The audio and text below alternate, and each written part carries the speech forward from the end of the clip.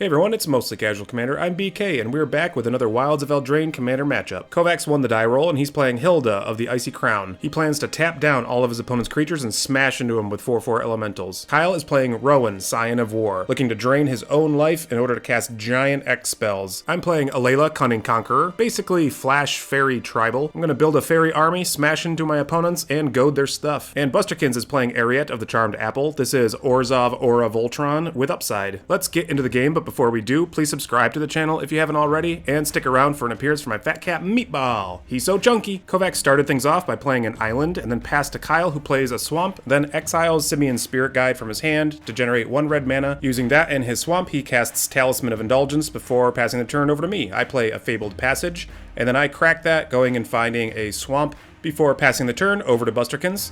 And on his turn, he draws, and then he plays Shattered Sanctum, entering the battlefield tapped, before passing back over to Kovacs. On turn 2, he'll draw and play a Plains as his land, and then he passes the turn back over to Kyle. On his turn 2, he drops a Mountain as his land for turn before casting Black Market Connections.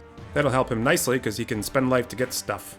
Then he passes the turn over to me. I draw and play an island as my land for turn before casting Fell War Stone. After that, I pass the turn back over to Busterkins. He draws and plays a Plains as his land, and then he casts Mind Stone, getting a little bit of ramp action on before passing the turn over to Kovacs. He draws and plays another island, and then he uses that to cast Chromatic Lantern. So now all of his lands are better lands. He passes the turn to Kyle, who draws, and then after that, his Black Market Connections triggers. He spends a total of 3 life to draw a card and make 1 treasure. Then he'll drop a Swamp as his land for turn before casting his commander, Rowan, Scion of War. Following that, he cashes that treasure in, and uses his talisman to cast Stormfist Crusader, so on his upkeep, each player will start drawing cards and losing life. He passes the turn back over to me. I draw and play another island as my land, and then I cast my commander, Alela, Cunning Conqueror. With her out on the battlefield, I'll definitely want to cast some instant speed stuff on my opponent's turn. On Busterkin's turn, he plays Orzhov's Signet, and then he casts Sram, Senior Edificer, hoping to draw some cards by playing Aura's Equipments or Vehicles. On Kovacs' turn, he draws and plays another island as his land before casting Omen Hawker.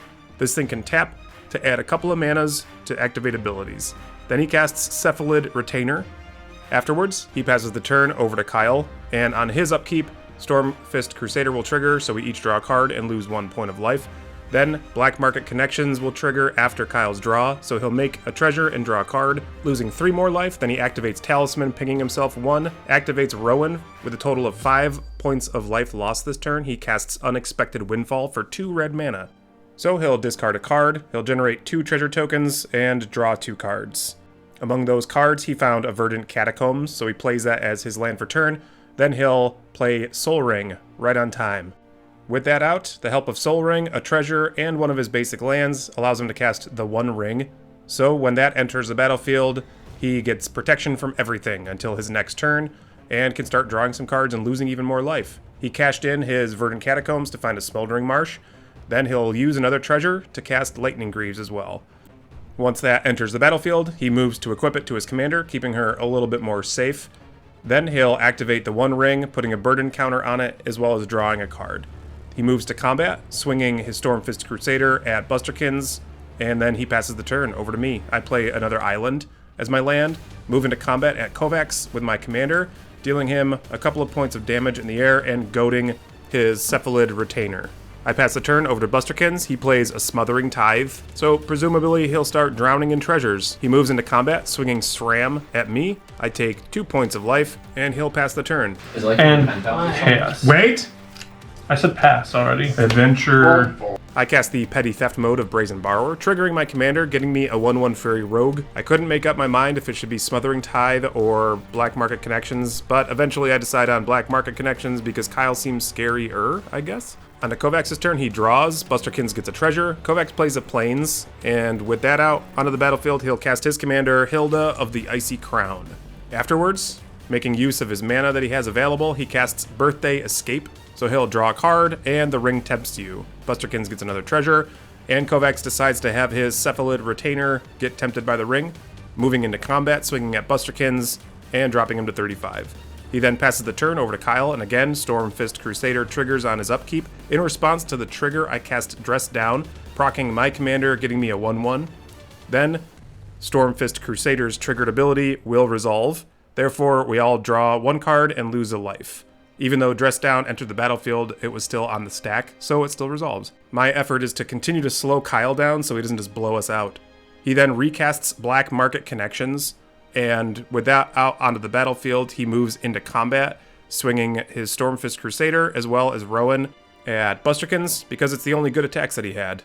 He drops Busterkins down to 28 and passes the turn over to me. I draw, Busterkins gets yet another treasure. I play Murkwater Pathway as my land for turn, and then I move into combat, swinging at Kyle. My threat assessment meter is high for Kyle's board state, so I keep picking on him a little bit. And I goad Stormfist Crusader after dealing damage. On Busterkin's turn, he casts his commander, Eriette of the Charmed Apple. Following that, he'll use some of his treasures to cast Hyena Umbra, targeting Eriette, triggering SRAM, so he'll get to draw a card. But in response, Kyle casts Go for the Throat, targeting Eriette, destroying that target non-artifact creature. Therefore, Hyena Umbra just goes to the bin, and Eriette dies. Like most commander decks, Busterkin's plan revolves around his commander being out, so he recasts Eriette of the Charmed Apple as a follow-up play. Then he'll use the rest of his treasures to cast Lord Skitter's Blessing. That will have him enchant Eriette with Wicked, as well as start drawing him a card and losing some life on his upkeep, provided that he has an enchanted creature. He moves into combat, swinging SRAM at Kyle, dealing 2 points of damage, and then at the end of his turn, Eriette triggers. Each opponent of his will lose 1 life and he'll gain 1. He passes the turn. Pass. I have a thing. So I cast Obira, Dreaming Duelist, on his end step. This will trigger my commander, making me a 1/1. Unfortunately, Obira doesn't see that because she's on the stack still. On Kovacs' turn, he plays a Plains, and Busterkins got a treasure when he drew. Kovacs' first order of business is to tap down Eriette with his Retriever, and because of that, Hylda triggers, so he can pay manas in order to scry 2 and draw a card, which he does. He found Blind Obedience with that, so he casts it. In response, I cast my Brazen Borrower off of its adventure. This will trigger my commander, getting a 1/1. I didn't want to have tapped creatures, so I decided to cast Brazen Borrower now. When they enter the battlefield, they'll trigger Obira, so each of my opponents takes 2. Also on his end step, Kyle activates the One Ring, adding another burden counter and drawing 2 cards. Then, on his upkeep, Crusader triggers, each player losing 1 life and drawing a card. This will have Busterkins generate a bunch of treasure off of Smothering Tithe. Then Kyle draws proper for turn. Then Black Market Connections will have him lose 3 life to make another treasure, as well as draw 1 more. Kyle then adds a burden counter to the One Ring, drawing 3 cards, so Busterkins is swimming in treasure at this point. Kyle activates Rowan, reducing his red and black spells by 6. He casts Bolus's Citadel. This will have him start peeping the scene on top of his library and casting cards at the expense of his life. He casts Bonus Round from his hand, however, so until the end of the turn, instants and sorceries are copied for every player. He then plays a mountain as his land for turn, before casting Fire Covenant at the cost of 2 life, and again this is copied. Each copy sees how much life he paid for X, so X equals 4. He targets Alela and Hylda. In response, Kovacs casts An Offer You Can't Refuse, and it gets copied, but he decides not to target the copy that is targeting my commander, therefore it just fizzles. He counters the copy that was targeting his commander, saving it, but my Alela dies, unfortunately. Kyle got 2 treasures before casting Red Elemental Blast, again getting copied, targeting Obira as well as Hylda yet again. And Kovacs decides to counterspell, which is copied. Once again, though, choosing only to counter the spell actively targeting his stuff, so Obira dies. Kyle then casts Ornithopter of Paradise, which is tapped, as well as Immolating Soul Eater, again tapped, and he corrects that in just a moment. Following that, he casts a Wall of Blood, using the last treasure he had to his name, Wall of Blood being another really good way for him to lose a bunch of life. He corrects the non-tapped situation, and then he passes the turn over to me. I play a tapped Soul Ring, unfortunately, hoping to use it my next turn. I then cast Icon of Ancestry, naming Fairy, pumping up my team, and because of that, I see an opportunity to knock Kyle out of the game, as well as deal Kovacs a bunch of damage, so I do so when I moved into combat. Sorry, Kyle. Afterwards, I leave some mana up suspiciously and pass the turn to Busterkins. On his upkeep, he loses 1 life and draws a card because he has an enchanted creature before playing Command Tower as his land. He then casts Shielded by Faith, triggering SRAM, drawing 1 card, and giving Eriette indestructibility. He then draws off of SRAM's triggered ability and found a Starfield Mystic, playing that, reducing the cost of his enchantment spells as well, which is pretty good in that deck. He then casts Martial Impetus, He targeted Hylda, giving it +1/+1, as well as goading her. Again, he got to draw off SRAM, and then he casts Angelic Destiny, targeting Eriette. Now she has +4/+4, flying, first strike, and Angelic Destiny can bounce back to his hand if she dies. He casts Glistening Oil, so now Eriette has Infect too. That's great! Busterkins' stack of enchantments on Eriette's getting a little out of hand, I think. He moves into combat, swinging Flying Eriette at me, and I take a bunch of Infect, getting a total of 7 poison counters. Then on Busterkins' end step, Eriette triggers, draining each one of us for all of the enchantments he has in play, and he gains that much life. On Kovacs' turn, he draws, giving Busterkins a tapped treasure. Then Kovacs casts Anointed Procession, doubling up his token production. And with that out, he moves to activate his Cephalid, tapping down SRAM. This triggers Hylda. Kovacs will invest some mana into Hilda's triggered ability, so he'll make an elemental, but it's doubled up thanks to Anointed Procession. So he gets 2 of those 4/4s. Afterwards, he moves into combat, swinging at both Busterkins and myself, chipping away at our life totals. Before he passes the turn, back over to me. I draw, giving Busterkins another tapped treasure, and I drop Fairy Conclave as my land for turn. I then cast Mocking Sprite, reducing the costs of my instants and sorcery spells by 1. Blind Obedience is obviously forgettable, and I forget to tap it, which, quite frankly, changes what I should have done here. I move into combat, swinging everything available at Busterkins. Before damage, he casts Generous Gift, trying to stem some of the bleeding by blowing up my Brazen Borrower. In response to that, I cast Keep Watch, therefore drawing 5 total cards, and none of them are very helpful in this moment, which is very hard to believe.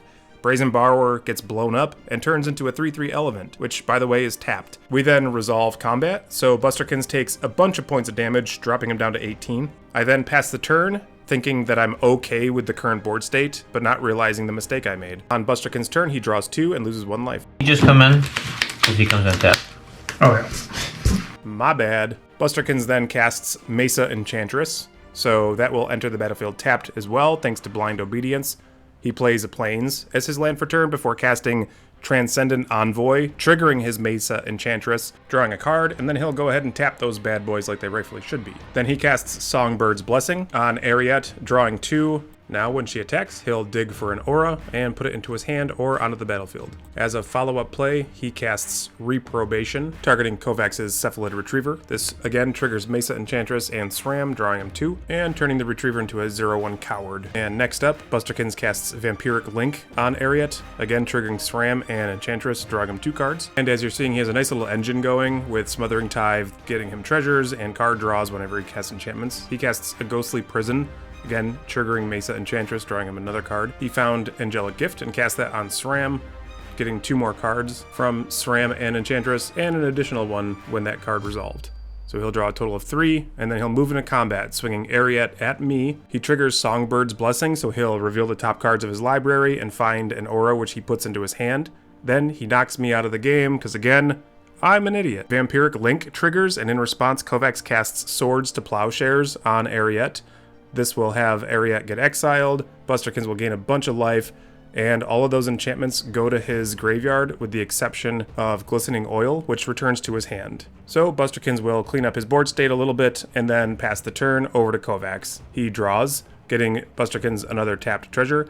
Kovacs played a Plains as his land and casts Sapphire Medallion. And at this point, Kovacs is trying to clutter up his board state a little bit more so that it makes it harder for Busterkins to deal him damage. He casts Surrounded by Orcs, amassing 3. However, Anointed Procession will only make another 0/0 army token, which dies, so he's left with a 3/3. Busterkins mills the top 3 cards of his library. Kovacs moves into combat, swinging his commander at Busterkins, dropping him down to 25. He then passes the turn, and on Busterkins' upkeep, he draws an additional card, loses 1 life, and then draws for turn, plays a Plains as his land. Then he casts Ethereal Armor, which was the card that he revealed thanks to Songbird's Blessing the turn prior. This triggers SRAM as well as Mesa Enchantress before he casts Brilliant Restoration, returning all artifacts and enchantments from his graveyard to his hand.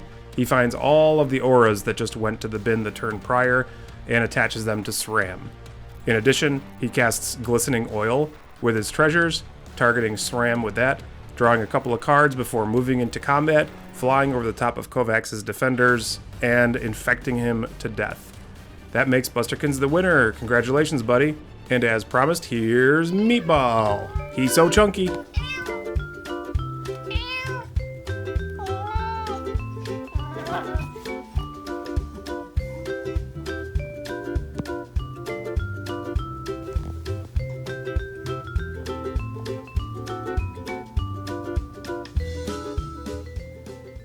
And there you have it, that's the game. What did you think of these new Wilds of Eldraine commanders? We have a lot of fun piloting these new cards, and we're excited to brew with additional cards from the set as well. Let us know what you thought in the comments, subscribe if you haven't already, and as always, thanks for watching.